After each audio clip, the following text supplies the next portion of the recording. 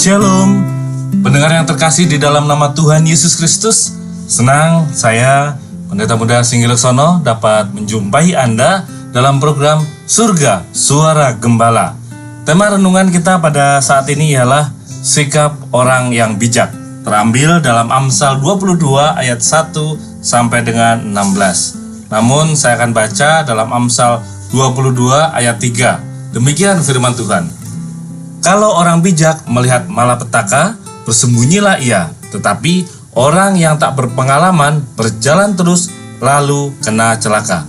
Pendengar YM Radio, orang bijak atau berhikmat dalam istilah perjanjian lama erat kaitannya dengan orang yang takut akan Tuhan.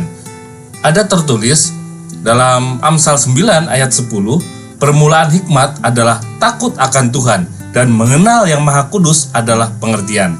Pendengar YM Radio, jadi orang yang bijak adalah orang yang takut akan Tuhan, memiliki kepekaan terhadap firman-Nya dan bisa membedakan mana yang menjadi kehendak Tuhan dan yang berkenan kepadanya, sehingga ia menaruh sikap hormat akan Tuhan, tidak hanya dalam pikiran, namun juga di dalam hati dan perbuatannya.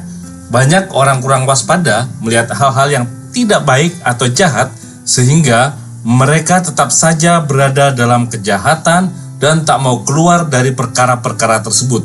Padahal Alkitab jelas mengarahkan kita dalam 2 Korintus 6 ayat 17, keluarlah kamu dari antara mereka dan pisahkanlah dirimu dari mereka, firman Tuhan, dan janganlah menjamah apa yang najis, maka aku akan menerima kamu.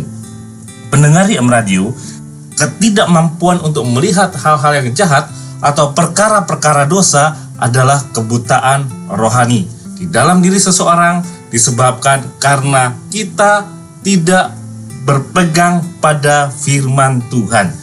Apabila firman tidak terdapat dalam hati seseorang, maka ia akan berjalan di dalam kegelapan sehingga mudah terjatuh dan tak mampu membedakan mana yang jahat dan yang baik. Itulah sebabnya kita sangat membutuhkan firman Tuhan. Bahkan pemazmur berkata dalam Mazmur 19 ayat 105, firman-Mu itu pelita bagi kakiku dan terang bagi jalanku. Pendengar YM Radio, bila kita tinggal di dalam firman-Nya, firman itu akan menerangi langkah hidup kita, sehingga apabila ada hal-hal yang tak berkenan bagi Tuhan, dapat segera kita lihat dan lari meninggalkannya. Contoh, jika di dalam lingkungan pergaulan kita melihat adanya kejahatan dan kebiasaan-kebiasaan buruk yang menuju kepada dosa, kita harus mengambil langkah untuk menjauh dan keluar dari pergaulan itu.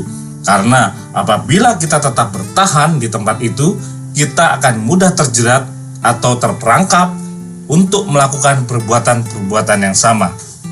Firman-Nya tegas dan memperingatkan kita dalam 1 Korintus 15 ayat 33, janganlah kamu sesat, pergaulan yang buruk merusak kebiasaan yang baik. Demikian renungan kita pada saat ini. Kiranya kita tetap menjaga kebiasaan yang baik kita di dalam jalan bersama firman Tuhan.